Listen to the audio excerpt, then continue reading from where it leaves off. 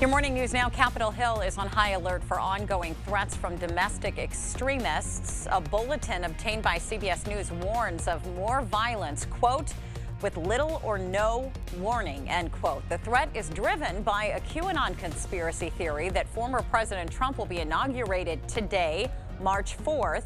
The acting chief of the Capitol Police released a video statement confirming the threats.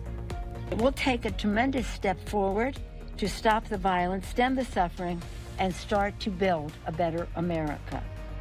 A police reform bill named in honor of George Floyd passed in the House of Representatives overnight by a vote of 220 to 212.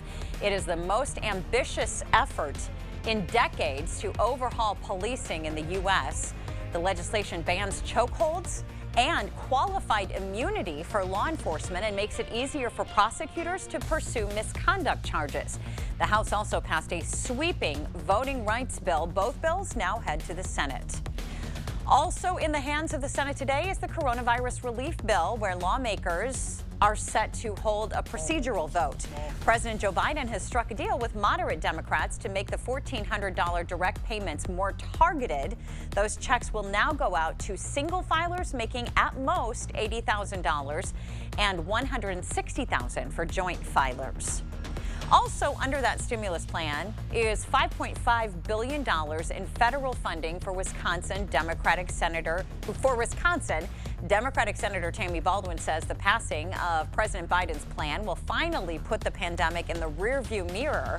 La Crosse Mayor Tim Cabot sent a letter to Baldwin saying in part, quote, "It is absolutely critical that the Senate approves the bill, providing La Crosse direct relief from the federal government."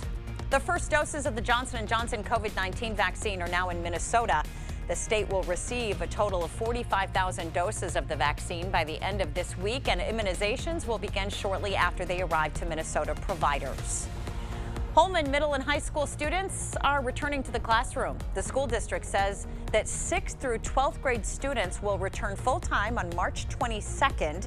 Safety measures will be in place, including face masks, hand washing, and frequent cleaning. However, district officials say maintaining 6-foot social distancing will not be possible at all times. On the same day, Onalaska students in middle and high school will also return to the classroom full-time. Students will follow a 3-foot social distancing plan, and there will be a limit on the number of students in each classroom. So I look at La Crosse as kind of the heart of our region. La Crosse's Downtown Main Street Executive Director is looking to fill empty spaces with new businesses. The number of vacancies in La Crosse is lower than expected. However, Terry Bauer says Downtown Main Street is already talking to new business owners about some empty spaces, and those interested in starting something up should consider it now because leasing rates are down. Rit Down Yoga on La Crosse's north side is reopening on March 18th. The yoga studio will have a limited schedule and reduced capacity. Visitors will be required to wear a mask. And as a reminder, the studio will be a hot 95 degrees. Well, temperatures this morning are in the upper 20s to lower 30s, 28 in La Crosse, 31 in Eau Claire, and 31 degrees in Black River Falls. We have a little bit of patchy fog this morning.